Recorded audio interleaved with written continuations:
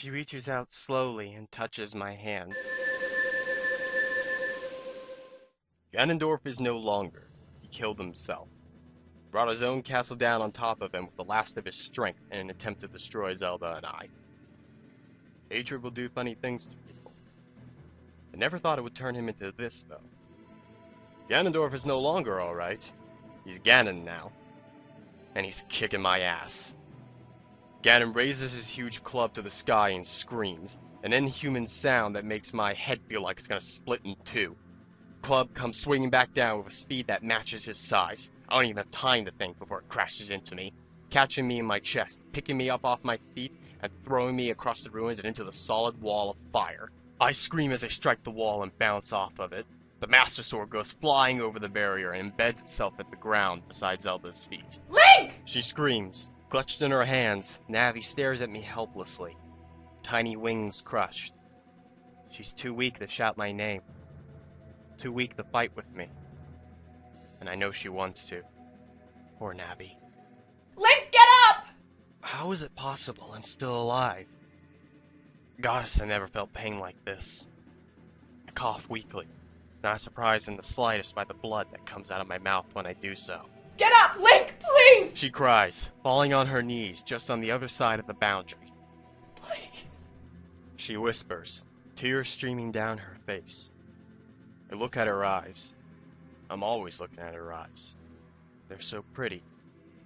They remind me of the Ocarina.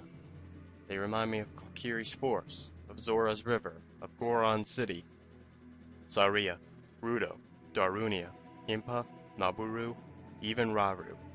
I like their eyes too. Wonder why. They've all got something in common. I can see it in all their eyes. Now what could it be? Link, please! I blink twice, coming back to the real world. Towering over me is Ganon, ugly pig face turned up into a nasty grin. Link! Zelda screams again as Ganon leans down and wraps his hand around me. He picks me up as though I'm nothing more than a toy. It must be a pretty pathetic sight. Blood covered and broken, one arm hanging limply over his fingers, the rest of me engulfed in his huge hand, and the only weapon I've got left is the Dooku nut that has somehow made its way into my hand. Yeah, some hero of time, right?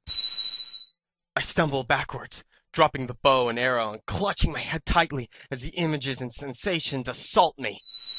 Ganon lifts me up in front of his face, and I suddenly find myself staring into his ugly pig eyes.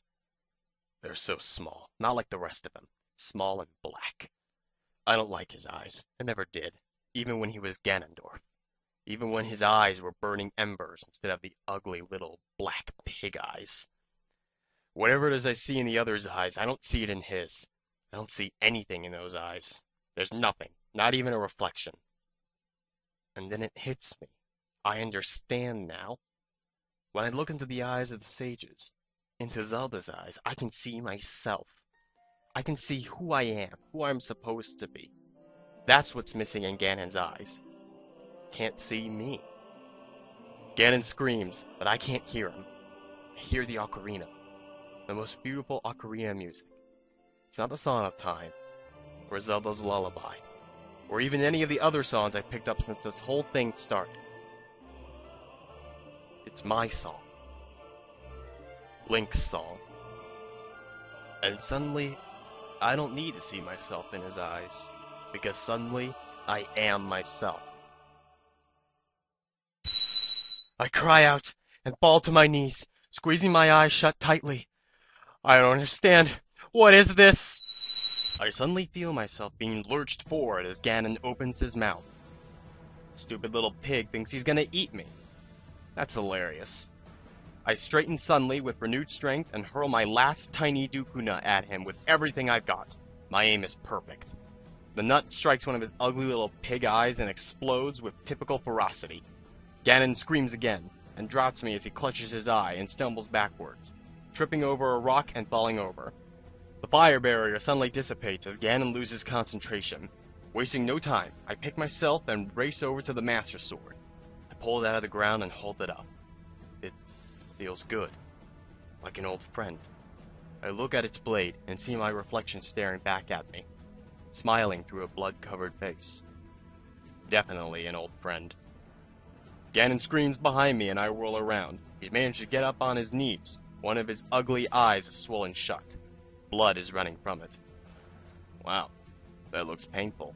I'll hold him. Zelda says, suddenly at my side. You finish it off. She wraps her hand around mine and lifts the sword with me. Use this sword.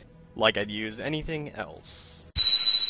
I remain on my knees, with my eyes closed for a long time after the vision has stopped. It doesn't even register at first that Zelda's wrapped her arms around me and is whispering. It's all right, Link. Shh. Over and over. Goddess, I can't stop trembling. What's wrong with me? Why do I keep seeing these things?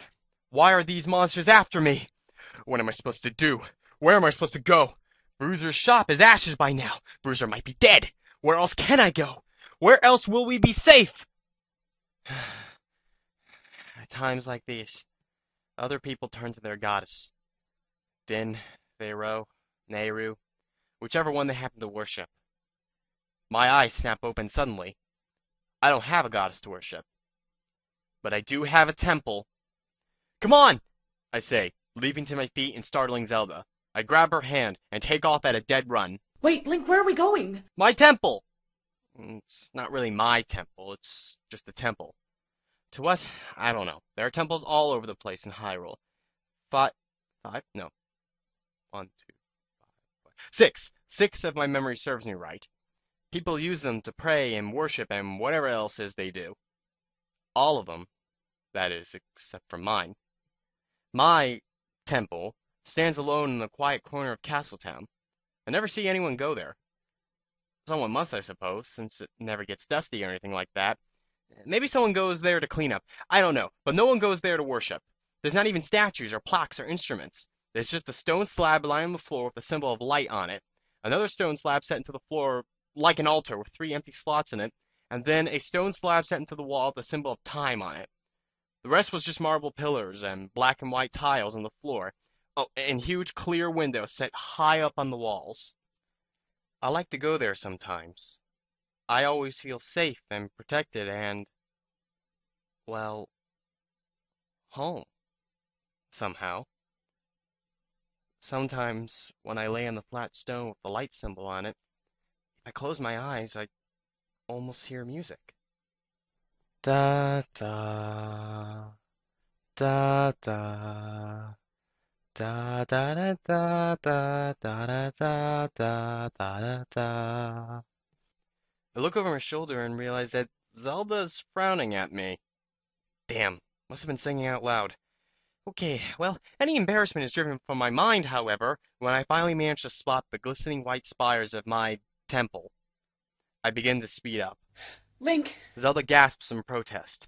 She can hardly keep up as is. Well, too bad for her. I cast another glance behind me as we run, making sure we're not being followed. We're not. Now if my luck can just hold out. We make it to the temple and I release Zelda's hand as I fly up the steps and crash into the heavy wooden door, sending it creaking inward slowly. Stupid door. It's not usually this hard to open. After what seemed like forever, I finally opened it enough for me and Zelda to slip in. I realized then why it was so hard to open the door. There's something laying against it on the inside. And that something is Bruiser. Bruiser! I cry, shoving the door shut and dropping to my knees beside him. Oh no. Oh no, no, no, no, no, no. Oh, Jen, come on. Bruiser, come on, say something! Bruiser coughs weakly as Zelda drops to her knees beside me. Stupid kid. I knew you'd come here.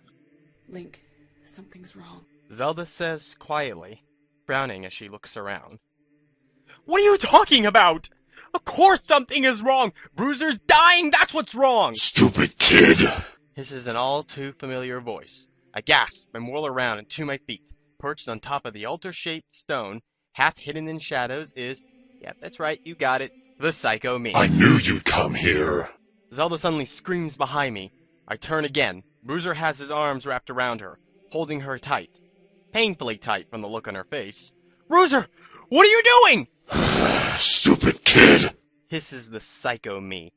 Bruiser suddenly begins to decompose, falling apart as I watch in horror until nothing is left of him but a Stalfos. A hideous, ugly Stalfos. And it has Zelda.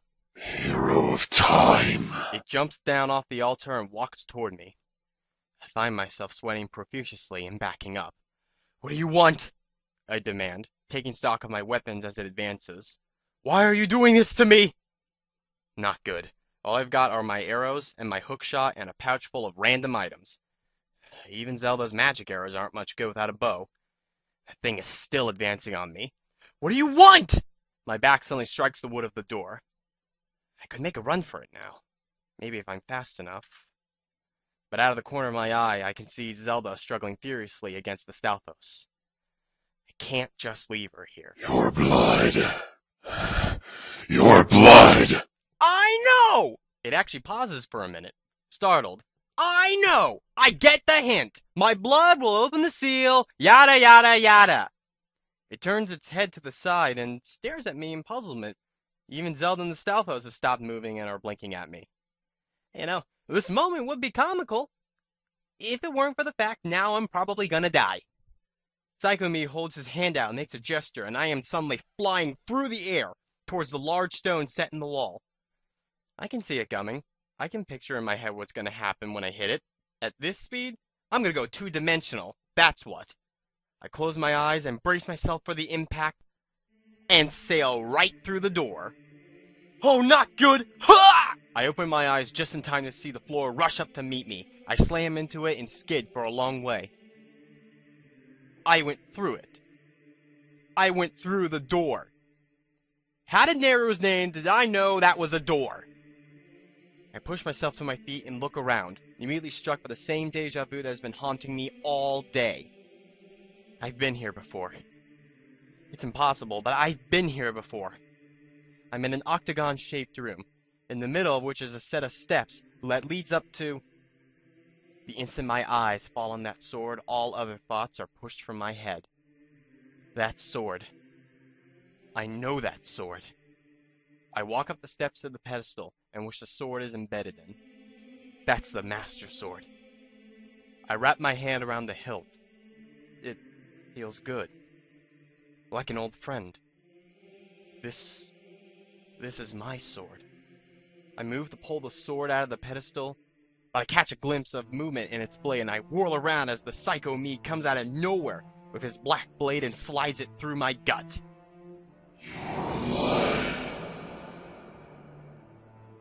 He whispers as I fall slowly to the ground, still clutching the blade with all my strength.